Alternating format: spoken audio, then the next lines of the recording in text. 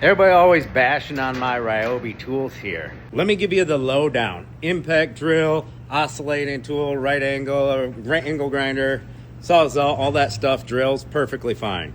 Impact, you get what you pay for. This is the OnePlus P262, I believe. Very good impact. If you want to go all out for professional use, there's one that's better than this and more expensive. Cordless Ratchet. When I first bought this, it could take spark plugs out by itself.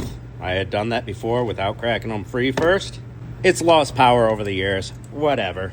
I think I've had it for like 3 years, and we do more work than your DIYers.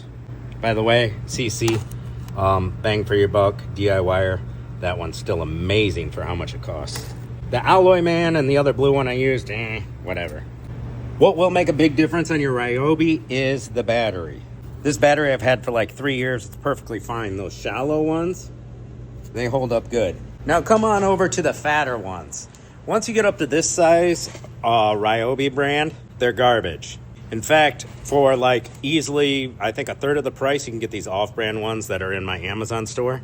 Oh yeah, get yourself some Ulsa too while you were at it on my Amazon store. You could see they've taken big hits. I even have a hole right there. The only thing I have has irked me is these little clips. See that one? Had to break it off because they were jamming in the thing. So just one out of the two that I got was doing that. These ears, they don't like to come in and out very easily.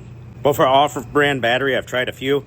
This is the one I recommend. It's got like this lime green lithium sticker. Yeah, they say that they're whatever amp hour, like that of the high performance Ryobi battery, but they're not really. They're like the regular Ryobi ones.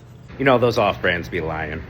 But you got Carl to test things out for you. Now, this is the battery you want for your impact. Your other tools, they can just go with the regular Ryobi batteries, the fat ones for power or longer life. The skinny ones, like I said, I've had no problems with. They don't break. So yeah, those off-brands claim they were like 6 or 7 amp hour. They weren't. They were like the regular 4 amp hours or whatever. These batteries are well over $100 and they do not last in a professional environment. We're talking daily use and abuse. I think this one lasted maybe 6 months. For $150 battery, that does not cut it, Ryobi. So I'm going to take this one apart and see if I can fix it just for funsies. You can see it's easy to take apart with those security torque screws. But this is now a doorstop for my door for now. So what do? When you buy a Ryobi battery from wherever, you want to go to the Ryobi site. They have a 3-year warranty. Make sure you register your batteries. Now, yes, you got to go through the pain of shipping it to them or going to a certified place or whatever. I'm about to do my first exchange on these broken batteries because this time, when I bought that one, I registered my battery. I'm pretty sure if you buy your battery from a place that is whatever, certified or whatever they call it to sell Ryobi products, pretty sure if you bought it from there and you have your receipt or whatever, you can take it back there and do the exchange that way. I don't know. This is my first time doing online exchange. I'm about to learn me some stuff. If anybody already knows, just put it down in the comments. Let me know. But if you're going to buy the fat Ryobi batteries from any source, make sure you register it online. Go to Ryobi, go to warranties, then go to batteries. Now, I found this on Amazon for like 90 or 100 bucks the last two I bought. I was like, you know, if they last me a year or whatever, I got my money's worth in the garage out of it. But 3 to 6 months, that's not going to cut it. So I made sure to register this one. Love my Ryobi tools.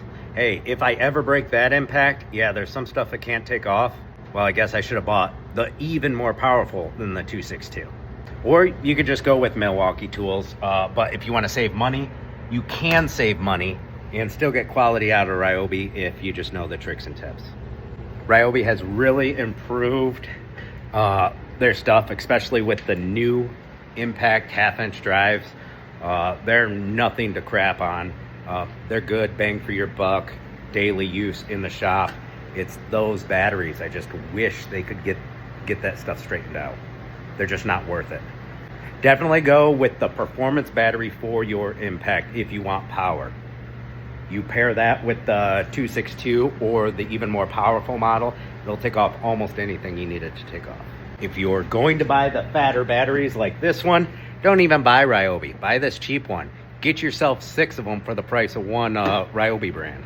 They hold up good, but this one, I've tried 2 other ones and they break over time and they're weaker. So that's your mechanic tool talk Ryobi episode, video of the day. See ya.